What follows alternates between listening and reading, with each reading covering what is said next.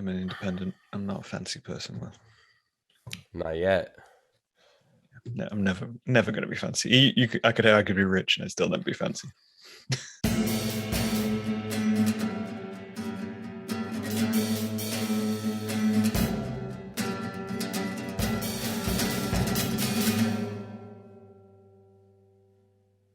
which case, welcome to Young Concrete Podcast, Will. Pleasure to be here. We got there in the end. We figured it out. We did. How are you today on this Sunday, anyway? I'm doing good. Nice cloudy, rainy day here in New York City. The Really? weather's warming up, so everyone's feeling happier and happier. I think we made it through that long, awkward winter we just had. Yeah. It seems to last for a while. We adjust. England does this thing where it doesn't really have like in between seasons at times. Like sunny days will come out of nowhere and you'll not be expecting it, and you'll do what I did today and just get sunburned almost instantaneously because I know. I have some friends in England, and they would joke. They'd be like, "Oh shit, it's a nice day. I gotta go outside. Shit." They're like, "I don't want to, but I have to. There's only 6 of these every 10 years." yeah, and then if you can hide away from them. But we also don't have air conditioning, so Oh no. it's just not a standard thing in the UK. Like, Really? yeah, we have insanely hot days and we'll get up to like high temperatures, but aircon, unless you're in like a business, it just is not a thing. Oh, it's different now. Back in the day, in fact, I just my old New York City peeked through when I moved back after the pandemic. I had my father was like randomly, we have this shed way out in the woods, and he's like, I got a bunch of old air conditioners, and I was like, I'm gonna take these to the city because if I remember, there comes a time in the middle of the summer where no one can get AC. So Yeah. I like brought these old AC units. I was like, I'm gonna flip these puppies. Uh, and I was like putting them on marketplaces, and everyone's like, "Dude, we have Amazon now. I'm not gonna buy Some I'm not dodgy gonna air conditioning some from some old guy. yeah." They're like, "We don't run out. There's an infinite supply of them, and they're new and they're $10. Wow. Nice try." So now I have just these air conditioners in my apartment. I mean, ship them to the UK, someone will buy them. I know. I mean, it's great to bring people back. I'm like, "Hi, this is my apartment. Here's a bunch of air conditioners on the floor. Welcome." This is my art. This is just a sculpture piece. It's just a bit avant-garde. You might not get it. It's about aircon and so I'm terrible at introducing people, so I'm going to let you introduce yourself. Who are you and what do you do? For sure. My name is Will Boyajian. I'm an actor, writer, musician, and I started a philanthropic group about 5 years ago called Hopeful Cases. We play music in the subways and on the streets of major cities with a sign that says, if you're homeless or you need help, you can take as much money from the case as you want. We just like to play. During the pandemic, we slowly and disorganizedly stepped into the live streaming world and tried to keep up with all that mayhem to keep the message going. And we've managed to somehow almost keep our head above water for 2 years now doing this. And it's turned into a weird thing. No one really knows what it is anymore, the least of which myself. But yeah, that's the general idea of this message. I mean, it's a very good message.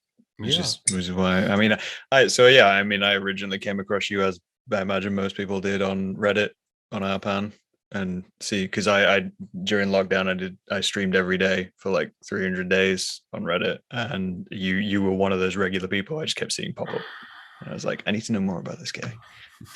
And then when I looked at your website, I was like, this guy's insane. He's doing amazing things in you. It was a strange time. I don't know if you felt that way. But Oh, it was a really weird time, and part of it, I think we'll look back on this, and I think we'll look back on it favorably in about a decade. I remember I was just reading something, and you'll have to watch my tangents because I'm a major tangent person. But I was just reading. They were asking people who lived in London during the air raids in World War II, during the Blitzkriegs, and they had them talk about it, and they all said, they're like, "Oh, it was horrible, it was terrible," but they all say, "I have very fond, warm memories of that time because we were all sharing in this daily trauma, this daily high adrenaline, what's going to happen, the sense of community that formed out of that." They said they all had positive memories looking back on that, and I think they called it bliss during Blitzkrieg. And I bet you we'll look back on that, even already just 2 years out. I think I go like, oh, I remember those first couple months. Hmm. We were like, Yeah. oh, let me talk to my old buddy. I've always wanted to get into plants. Let's do that, you know? Let's bake bread. Everybody seemed to Yeah, bake bread on us. yeah. Like, I want to get into baking, and now we're just kind of slugging along every day. We're like, I don't know what to do. Like, so yeah. I have COVID right now, and I asked my friend, and it's been 2 years, and I was like, hey, I called everyone. I was like, what do I do? And some people were like, oh, you got to do this. And I had friends who were like, you don't even got to quarantine, dude. You're good. No. You could just go out. You're fine. It's like a bad cold. Like you'd be Yeah, fine. no, like, we're just fucking, we're just eyes closed, can only miss, pushing through this shit. So, but yeah, it was a crazy, the early time in the streaming, and I think you and me both were doing it at a time where it was really growing and mhm. it allowed some really kind of crazy, it was a really kind of Wild West situation. I think that's what made it so much fun. Yeah, definitely. I think like you, I kind of I never like streaming had never appealed to me.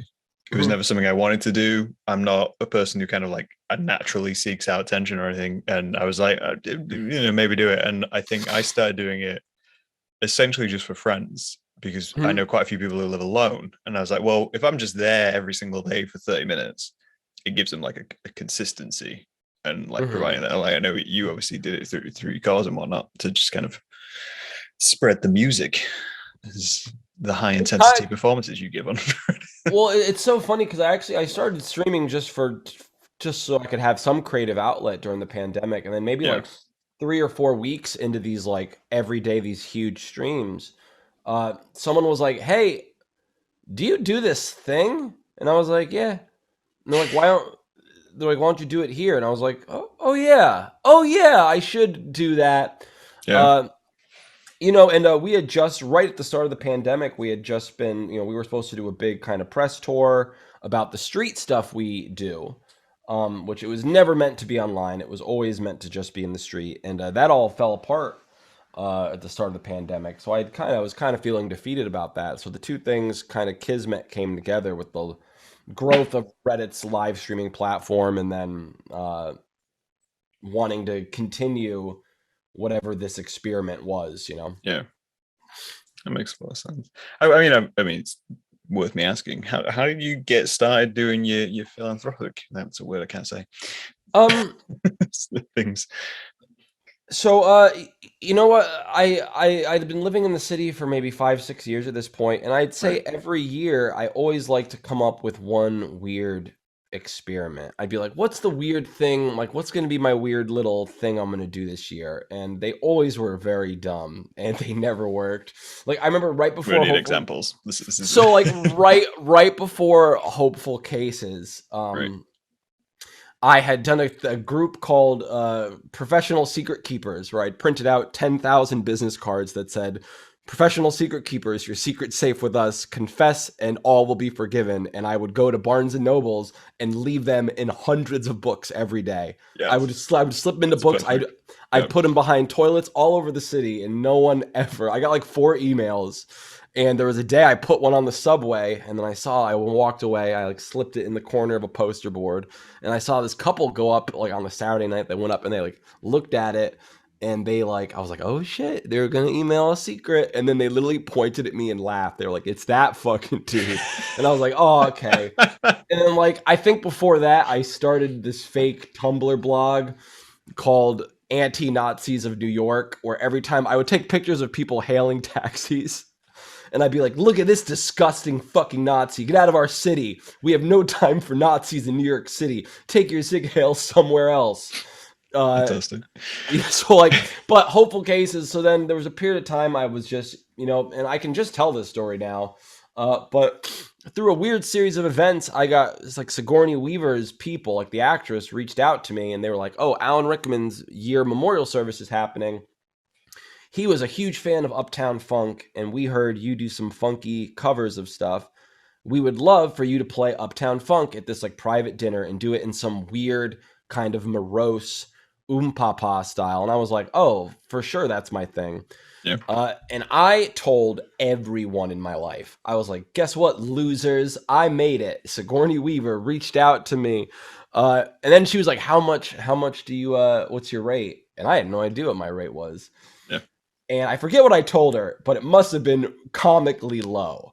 Like I think she's like, "What's your rate?" And I was like, "I don't know, $75 is good." Yeah. Will Yeah. you, Just buy will me a you pay- sandwich. I'd be like, yeah. like I was like, "Will you pay for my subway fare?"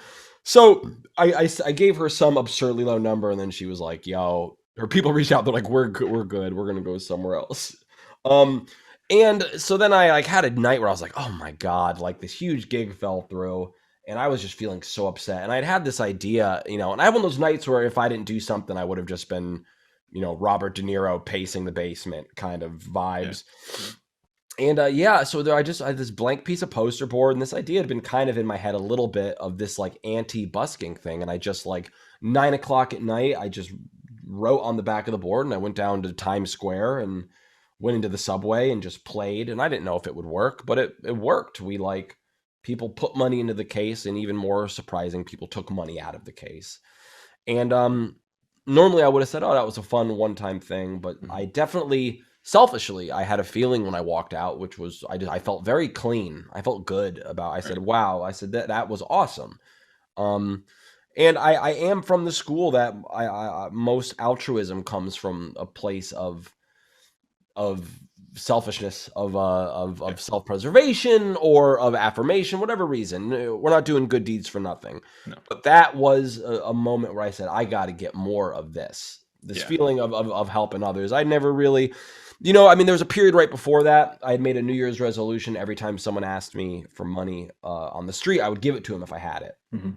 I got very tired of this New York City thing we do, that someone who has nothing comes up and they're like, "Do you have $1?"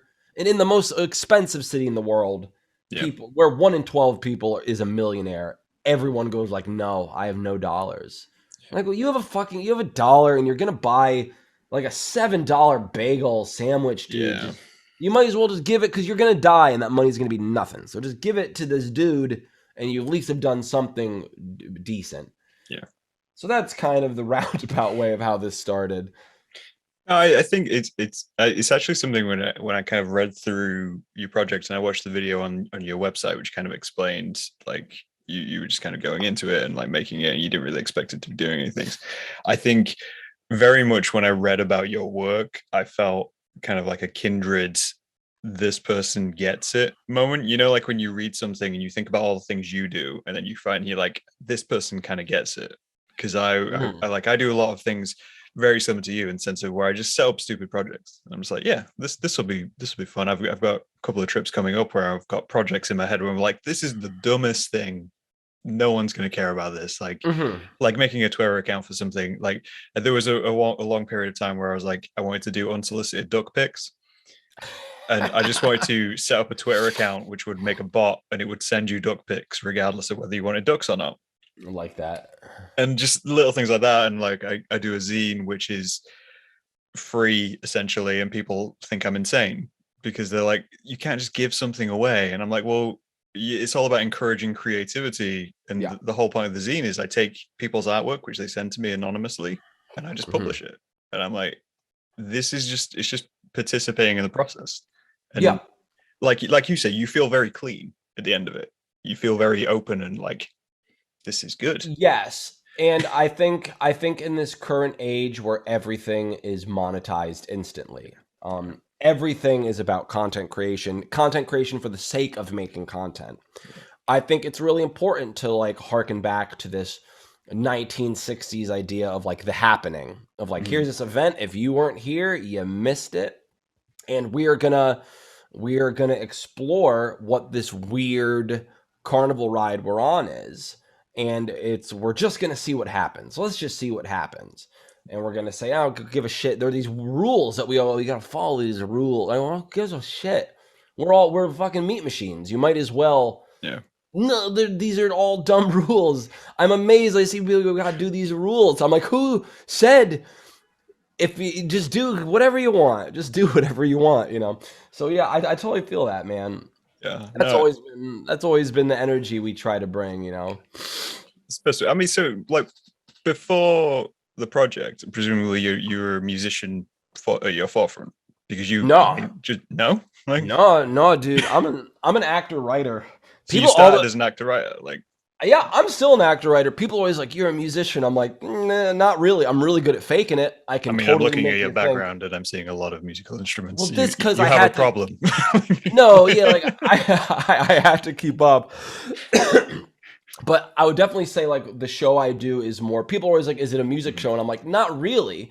mhm. It's kind of more of an acting show. It's about the funny stuff is not the songs I sing. It's not like they're phenomenal. I mean, I'm I'm a really good musician, but that's not the thing. I think the thing is all that improv-y, experimenty, wild, who knows what it's going to be today Mhm. thing that makes it fun. So no, so I mean, I was primarily an actor and a writer, and doing really boring like punch up commercial stuff. Right. And Yeah, I guess I never really picked my lane, and this was a fun way for me to merge all three roads into one. So it's definitely been a blessing in that regard. Yeah. Do you find it? I mean, having been, I studied film as my main degree, and it was one of those things. Do you ever find that when you try to do writing and kind of get into your writing and acting, that you find you block out a lot of the world, and then it's No, like no, because no, I wish, man. I work hard to get there. yeah, No, I am the most insecure, heady writer you've ever. I like writing on the fly. That's like right, that's like where so the only time I feel good about my writing is when and that's why the type of work I used to be doing would be a lot of like I would get an email and they would say we need 15 jokes about banks in 30 seconds and I go okay, cool, I'm on it. Or they would say we need this scene done in a half hour. It's got to be and I go perfect. But if you sit me down and you're like, "Hey, in 2 weeks have something for us." I will just go like because I can't shut the world out, right. and that's the skill of a writer is being able to do that focus. And I am just the poster boy for ADHD, Just which I'm osmosis working on. at work of Yeah, just absorbing everything around you. my God, writing more than a sentence. I have to write fast, or I just get it goes all over the place. Yeah. I mean, that's why I guess I kind of thought of it from the point of view of maybe you were that kind of writer, and then doing these projects opened up you to more of the world and more people's stories. But if you're absorbing everything already, like Oh yeah, I mean these projects definitely have widened my lens. Hopeful right, Case has changed me. The street stuff specifically has changed me to a point where I have difficulty trying to project what I might have been had I not started doing this because I was right, a pretty miserable dude before I mean I'm still wave my cynical New York City flag proudly, but my thoughts on people have definitely changed from doing this. This was a real hand to hand type thing, and I think I had some major worldviews that flipped. yeah. Yeah. I mean that I think that's something I can completely appreciate. Like I recently released a video because I've been doing this 5 years now on Hmm. the thing, and but it's been like a 10-year process of getting to this point. And if Hmm. me 10 years ago was cynicism 101. Like Yeah. like I can It's watch videos back and I'm just like, no, that's not happening. Yeah, and I think it's more and more common than ever now. And I think there's a there's a quote I just recently heard that like everyone's always shares quotes and you kind of go like okay Yeah, yeah, thank you yeah, I'm sure Picasso's got great thoughts but he was fucking Picasso, like chill out. yeah. But I just heard, I think it was George Carlin, and Right, if it's not I'm gonna be so embarrassed, but it said if you scratch a cynic and you'll find a disappointed idealist. right, yeah. I can, And yeah. yeah, and that really made me go like, oh, that's 100% where this comes from. I have a Hmm. way I think the world should operate, and it doesn't operate that way. And I entered into this world expecting that. Yeah, And I think there's a thing some of us do, and the internet makes it happen fast now, where you maybe peel back that gold foil a little too early in your life. And the world is now not as gilded as it should be when you're 19, which it should be glowing and golden and sunny and fun when you're 19 years old because you got your whole life to see how the sausage is made. And yes, I might have done that too early, so I definitely was.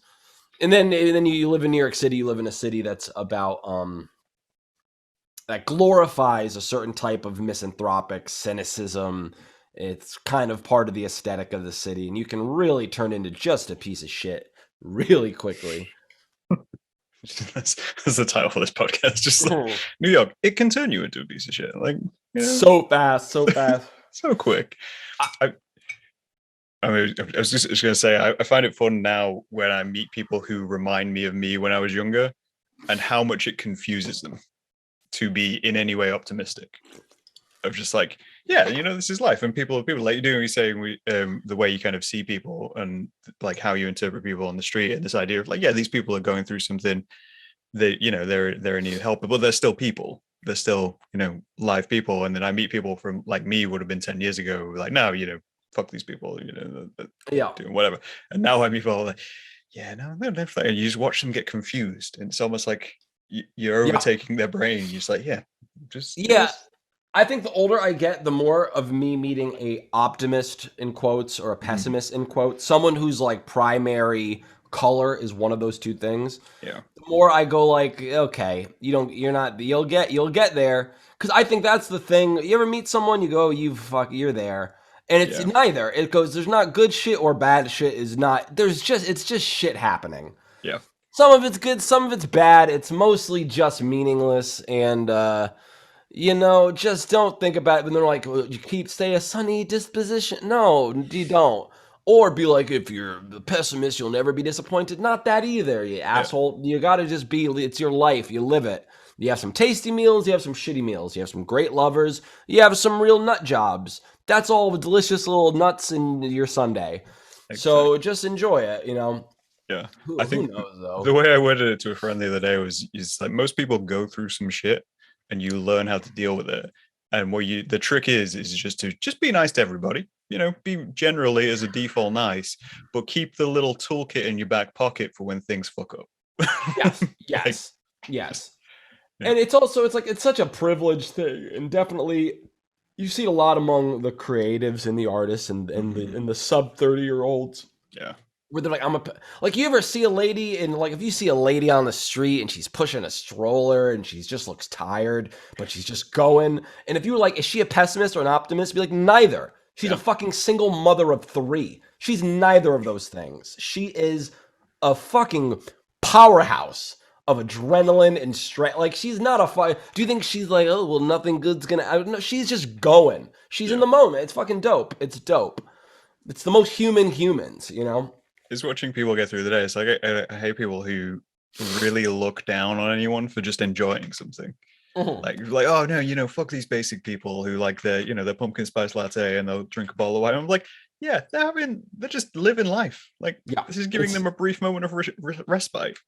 I think it's one of the. I think it's one of the worst thing. There's something extra heinous about dismantling what brings someone joy. Mm. Especially when it's always something that you have turned into like a personifier for yourself. Like no one's ever like, look at that basic person walking in the park. It's always something that you enjoy the opposite thing, and you think the opposite thing is a personifier for you. We do it with drinks for some reason now. Yeah, I see drinks are something the big thing. like for you girly drink. I was like, chill the fuck out. What are you in the trenches? Calm down. Drink. They're like, oh, this drink's too sweet. I was like, do you not eat cereal in the morning? Just chill out, man. Do you not have cake at a birthday party? Chill out. Chill out. Enjoy. Taste it all. Take your. No one thinks you're gay. You're fine, dude. Girl, you can be gross sometimes. No one gives a shit. Yeah, Just enjoy. Just taste all the little tasties. sample life is the way Yeah, I, yeah, sample yeah, life. And if you yeah. meet people who are very much against one thing like that, I tend to I fall into the category of like, this is where I just start to troll people. Like if I'm meeting someone and they're like, oh well, the drink you're drinking is gay, and I'm like, well, I'm gonna drink the fruitiest drink I can find Yeah, I because mean it's very weird. It's very weird. I mean, I think we're working through it right now yeah, in the world. We're definitely working through this is a globe to be like, okay. What were we doing for the past 2000 years? Was that good? And we're all yeah, kind of like, some of it was kind of fucked. And I'm like, yeah. I remember how far we've come. I was just talking to a buddy, and I remember there was a period of time I brought hummus to school when I was in elementary school, and it was the 90s. And everyone's like, what are you eating? And I was like, hummus. And they're like, that's gay. And I was like, and now y'all eating hummus. Everyone's eating hummus now. They love it. That's we move so fast now. Um, so I like to see that. I like to see that we can all that we're I think we're dismantling some shit that wasn't maybe great. I Definitely. don't know if I'm answering any of your questions right now. I'm really just kind of rambling. That's the best way to do it. That's the best way to do it. I mean, to pick up where you kind of left off. It's weird that you mentioned hummus because I was literally thinking the other day, 6 years ago, I didn't know what hummus was. I'd never even heard of it, and now it's everywhere. Yeah, It's yeah, ridiculous. And yeah. yeah, and the amount of things like I love the fact that we now are in a position where we can have lots of conversations. Like I know people hate discussing like world politics and social views and especially like things like gender and stuff like that. But I'm like, you would never have had these conversations in the 90s at Yeah, all. yes and no, though. I also think we've gotten to a place now where, so I think this global connectivity of social media has diluted a sense of identity, sense of Mm, community. So because of that, we all want to carve out that piece. I think that's why fashion's gotten the way it's gotten, mm, why eclecticness of tastes have really pinpointed in and gotten very specific. And also because of this, now everyone wants to be able to express their opinion about something, while simultaneously we've kind of, I think, dismantled this idea that like we need to be able to discuss these issues academically. So it's a real back and forth. Like I love discourse; it's one of my favorite things. mm-hmm. And I was from a firm advocate for a long time that if you are not an authority on this, you shouldn't talk about it. You should let the in a formal setting, an informal setting with your buddies, sure. Mm-hmm. But as far as like here is my take, there's someone who has studied this because there's someone who's studied everything. Let them listen to what they got to say. Let them tell us.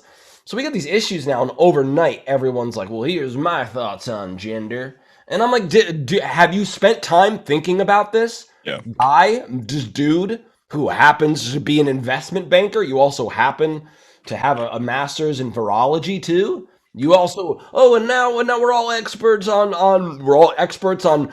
I just had a talk with a buddy and I was like, when did you become a fucking expert on Soviet era tank strategies Oh yeah. overnight? Yeah. The war came out of nowhere, and then suddenly everyone was like a general. I was Yeah, like, everyone's like, well, Russia really should yeah. be coming up from a panther. I'm like, just chill out, dude. You don't know. You don't Like, know. dude, Just you say work you at a don't know. cafe. Like, this is But not your life. Like, you can step back. It's yeah, just it's like you said though. Like, I think people get into a position where they want to be heard, mhm. like especially online. There's Yes. there's a real sense of people want to be seen to be on a side, whether Mhm. that side's right or wrong, just to be seen to be on a side. Like Yeah. allowing nuance just disappeared because of online. And what's really really cool is this model that we seem to be day by day following. Is it was really predictable Mm, from like a tribalist metric. yeah, We all you could if you could in hindsight, of course, 2020. But if you could go back and say, hey, what will this do to us? A sociologist worth his weight would have said, oh, this is gonna happen, and it happened. I mean, I remember I was listening to at the start of the pandemic, I was listening to, I think his name is Amal Adalja, and he was a Homeland Security virologist. He was a virologist from the perspective of Homeland Security. I think he worked for Bush. right. So when the pandemic happened, he like stepped forward and was like, "What's good, everybody? Like this is literally my specialty." And he was like, "You mark my words, everyone." And this was like in April, May. Everyone was talking about this, and he's like, "So this will be like 36 months. This will be lingering, but this is going to turn political. This is going to happen." He said, "This will end with guns on the street. You're going to have gated in everything." This dude said would happen Mm-hmm. pretty much on the timeline. I was like, wow, because he studied it. He knew he had worked on models of this. What happens with, and it was just wild. It was wild watching people who have that capacity. Yeah, definitely. The thing I always find interesting about that is when we have these people who can plot like based on things we've done in the past as a species and the society and say, okay, we've seen this happen and this is how people behave in these situations and this kind of, so we have all this information and then it just doesn't get applied.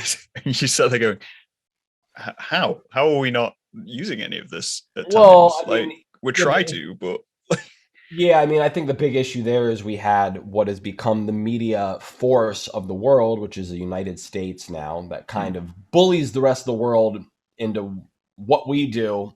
Hmm. And we have a big old problem of scientific, pardon me, we have a huge problem with scientific literacy in our country, which you guys are a close second. Oh yeah, definitely. Um, and I'm, I don't know what your audience here is, but I think we all know what is causing this lack of science. It's not people who are like, well, it's a group of religious fundamentalists Hmm. who by virtue of their set of beliefs they have to disagree with the scientific community because it contradicts their beliefs. So they have to carte blanche deny everything. That's normally not an issue. It's an issue when it's the majority of the country does that, and it's the foundation of the country. And we did a global disservice during that pandemic, and it makes me pretty sick. Um, I agree. that literally we have people who are like, hey, this is the best model we've ever come up with in the history of our species. Hmm. It's called science. It like corrects itself. It's so cool. It can make predictions. And if they're not right, we correct it and it's good. And then Yeah. someone's like, nah, that's bullshit. And that was the whole conversation. Yeah. That was it. So like they try to act like it was two sides arguing. Someone's like, "Hey, so this is this thing. I've a bunch of data, and it's drawn me to a conclusion, and it all convalesces on a Yeah. central point, and then I make a prediction with it, and it's so cool. And I think it's right. It's the best model." And someone's like, "Nah." That was the whole Nah, just nah, that's the nah. debate. It's just Yeah, like it's just like, yeah, nah, man. Like, yeah. no, that's always one of those things that when you see someone produces like a well-informed argument, and it's well structured and it's got all the information you need, and someone just comes and goes, yeah, but what if you're wrong? Like, For sure. And like this thing that really, and I don't know, you seem like someone who is into like syllogism. You seem like someone who is into like classic logic. yeah, And to an so extent, yeah. did you notice this thing at the start of the pandemic? We're like not talking about what we're supposed to be, but it's totally cool. That's So you fine. notice this thing at the top of the pandemic, at the start of it, which was when all these people who were not into this, all of a sudden they learned a few fallacy terms. They learned like the term ad hominem. They learned Yep.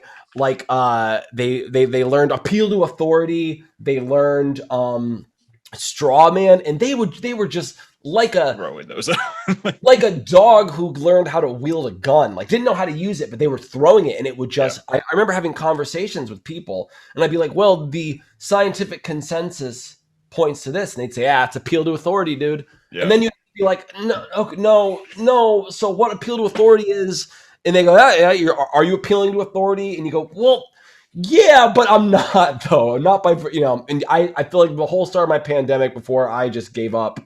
I think we all hit that moment where like I'm just gonna give up. Yeah, I can't argue with that anymore. Like I'm done. Just like the way I kind of view that is it's almost like so when your teenager discovers philosophy for the first time, Mhm. and they suddenly it's like they've read Marx, and they're suddenly like, oh yeah, no, but it's because of this and workers and separate this, and every argument you have now comes back to that. You're like, okay, Yeah, cool. yeah. You read some keywords. We're all right. You just haven't applied it to actual humanity. And it's very hard. It's very hard to navigate that because Yeah. it's a very sleight of handy. I mean, I know full on people who it's their profession is Mhm. discourse and they use that regularly. But everyone I feel like started being like, this is Dunning Kruger, dude. You don't Yeah. even know that you don't know, and you have to be like, well, you are because you want to be like, oh, honestly, how do we all know? Yeah. So what we know, like what's the epistemology there, but you can't do that with someone who is denying basic understandable consensus. Yeah. It's No. wild, it's No. wild.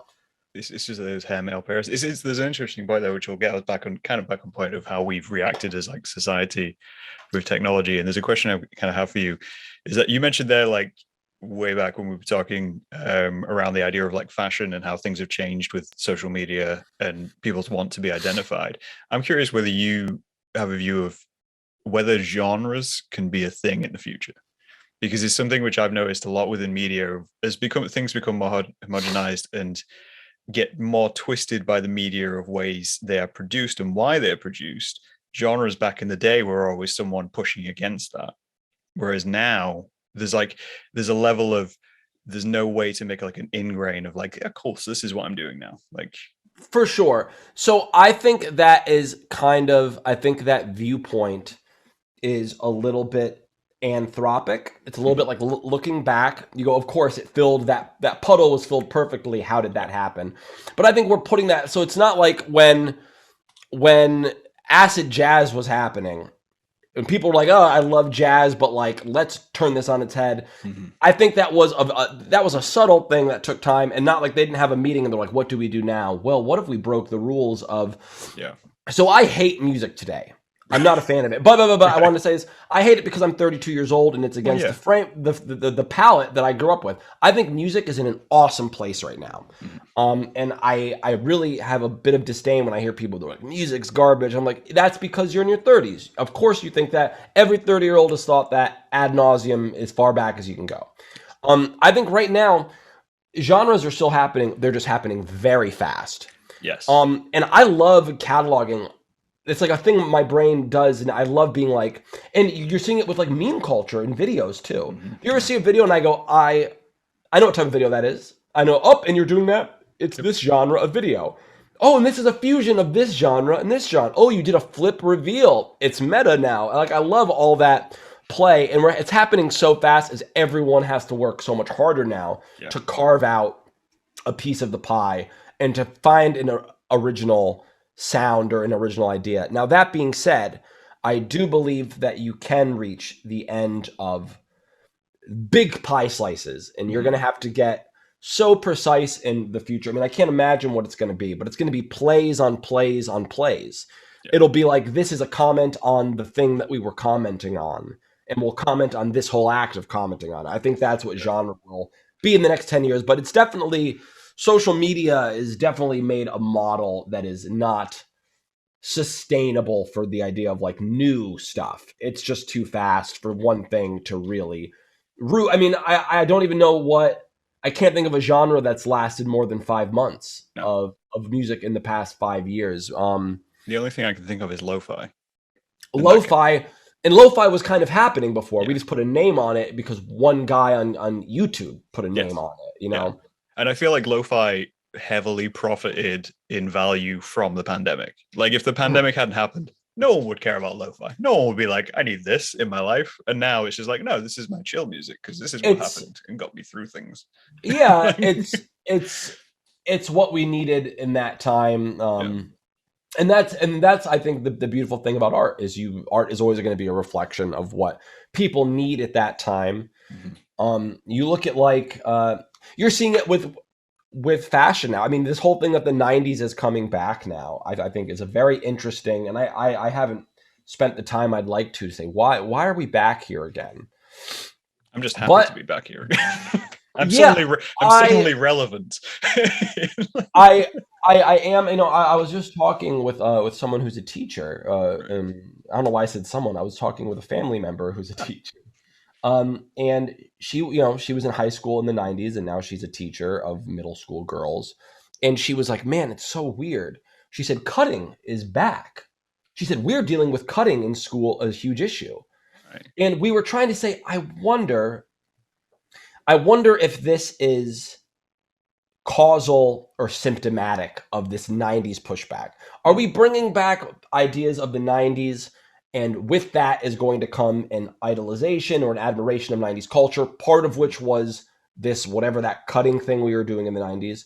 Or is there some base core belief that was prevalent in the 90s, went away in the 2000s and 2010s, and is now back? Because you're seeing it with music, and you're seeing it with fashion, and you're seeing it with gaming and movies.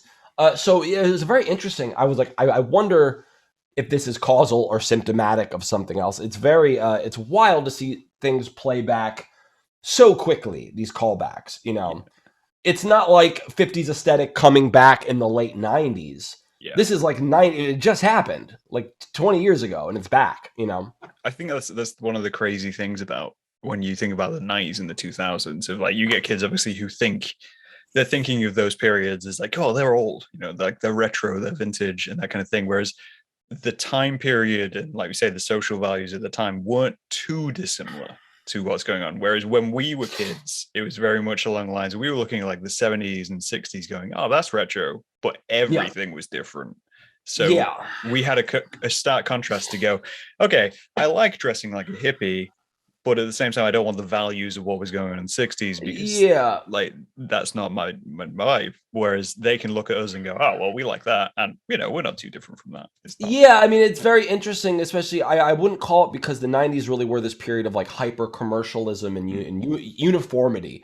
And conformity, I think, was such a huge ideal in the 90s.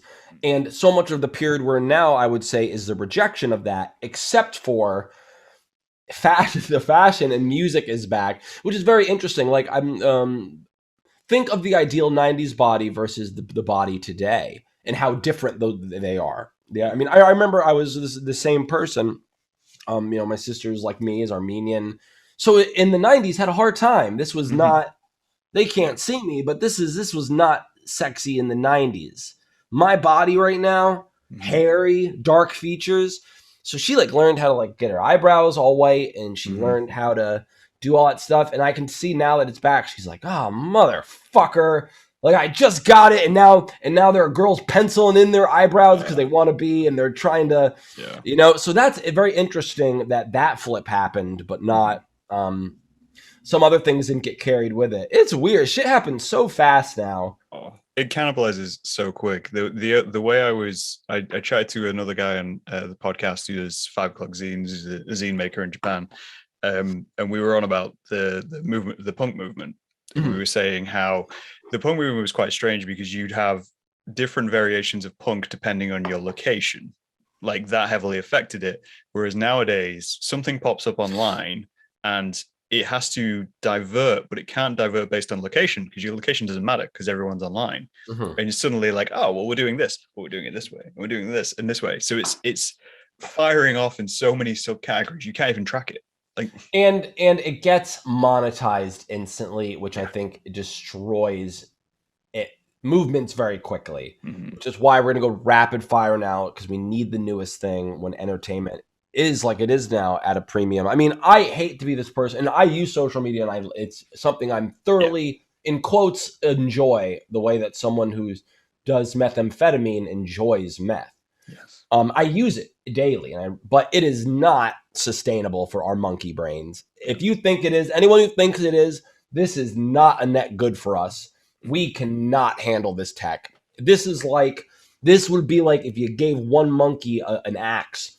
yeah, What are the chances it's not going to abuse the shit? Of course it is. It's not sustainable. That monkey did not. We were running away from lions yesterday yes. on the savannas, and now we just can't. You can still be happy. It's just a lot harder now. We cannot handle this god tech in our hands, and it is. But you got to be a player in it. You can't Yeah. not do it. It's like what it's the way I always describe it is kind of like driving a car. Like like we knew very early on cars were bad for the environment, like for everything. But as soon as jobs started being like out of your town you were living in and you had to get places, it was like, okay, I guess I'm driving a car now. Yeah, yeah, And that's what social media is. It's like, all right, cool. I'm gonna go sit on Zoom and do that, and I'm gonna go on these things because I have to do that. yeah. I feel like the challenge of an artist right now is trying to outrun monetization. Yeah, I mean, like a big challenge I've been working on now is dealing with personally a challenge is dealing with this lack of self-awareness that you need to kind of like put out garbage content, which you have to put out garbage content if you want to float to the top. If that's what you want to do, I'm still deciding, do I want to keep doing this? I know that I would be a lot more successful if I just had no self-awareness and made cringy videos all day where I was like, Yep. hey, gang, like, check this. Oh, my, like fake videos, fake content for the Yeah, sake of content. But I mean, it is also, I think, the artist challenge now is finding a balance. How much of a player do you want? What's the balance you can strike? Because you want your work to get out there. You want your ideals to be represented. That's why we do art. Um, how much of this poison pill do you swallow in order to keep trucking and making this happen? And there are still genres where this isn't. There's still mediums where it's not completely as invasive as it is now. Luckily, my first love is always theater, which Mhm. has been it's always like fucking 30 years behind, which drives me crazy sometimes. They're still like in the early 90s with there. But like I remember I talked to my theater agent and I was like, hey dude, like pandemics happen. I've been doing this thing, like it's Mhm. got like a pretty big audience, and I think we could do something cool with it. And he's like, an audience? And I was like, he emailed, I'm assuming like he was like, an audience? What do you mean? But I was like, yeah, dude, I get like 700,000 people when I do a show. And he's like, cool, dude. Let me know when you're doing stage shit again. I was like, Yeah. okay. Like they just can't.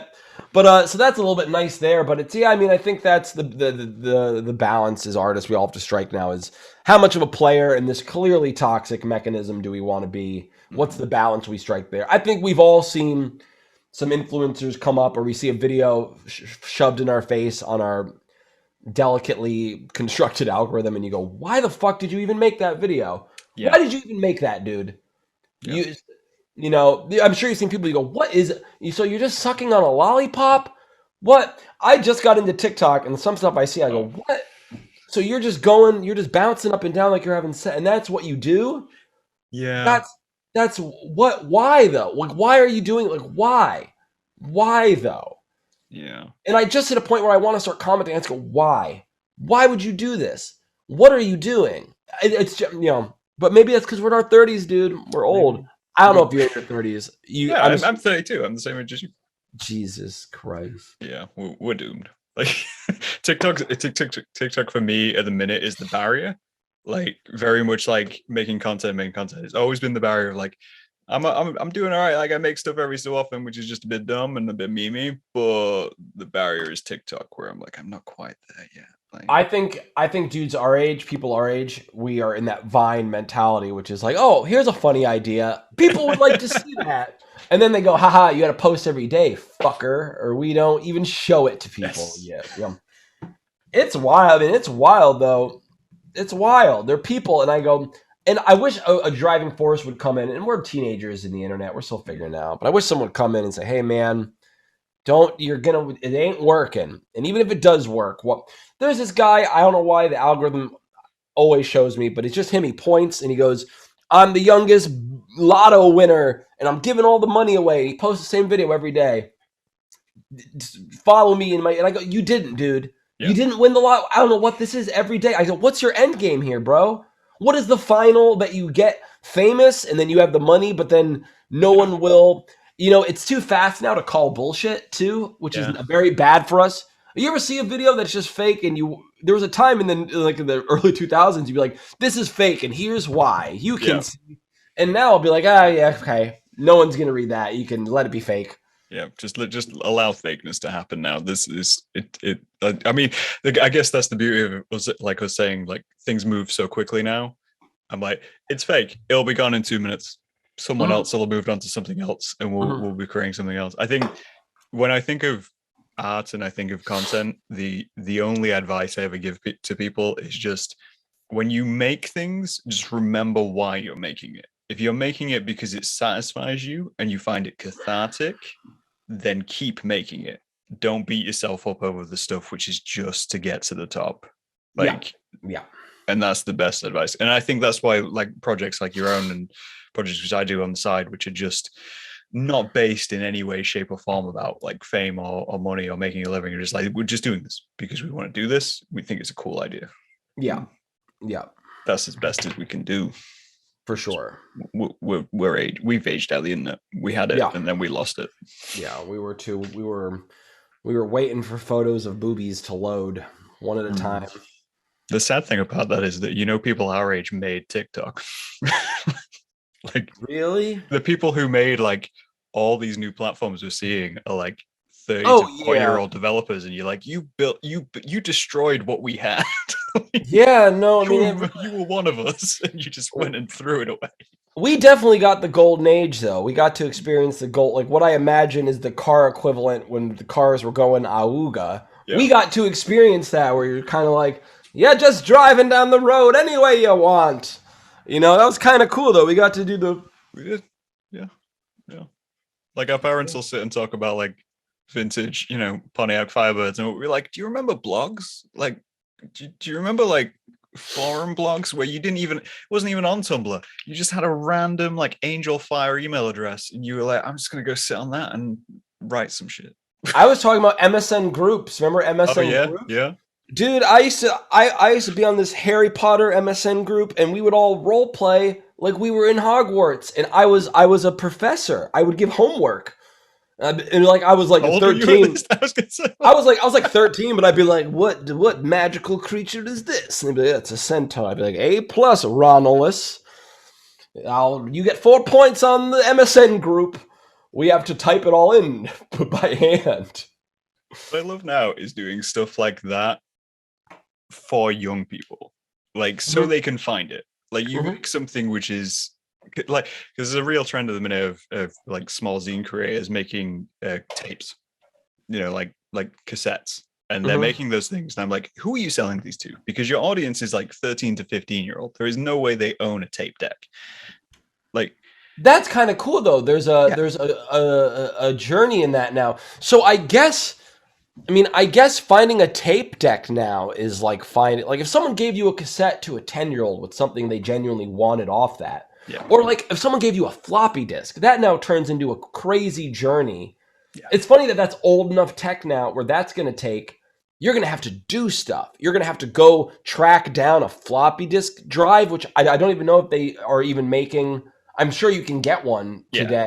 Must be somewhere which makes one, but That's actually an interesting thing. yeah, If you bought like a couple hundred, if you bought like 1,000 floppy disks and you put something wild on it that people wanted, and you announced and you said, "Hey, yeah. we're in New York City. We're going to be leaving these places." That would be fun. People would have to find a way to access these. It would make them do stuff. You'd have to. I don't I would, even know. I would love to Yeah. do that. If I ever write an EP, like I'm not a musician in any way, shape, or form, but if I ever produce some noise and I'm just going to put it on a floppy disk and I'm going to leave it, and that's the way forward. I feel like that's a real Kanye move right now. That's something Kanye would do. And then everyone would be like, "I loved floppy Yeah, disks. I but if always Kanye did loved it, them." it'd cost you like $1,000, and you're doing that. Whereas I'd just be like driving along the street and just throw a floppy disk out the window and have someone be like, "What? Some guy threw a floppy disk at me?" Or I a mean, save icon? and that is what I do like about the Reddit platform, and what's always a thing of the way I've always wanted to do stuff is the idea of giving free entertainment. I think is very important in today's day and age. And I know it seems free what we get, but it's not free. You're getting fed advertisements. Our whole world is marketing now.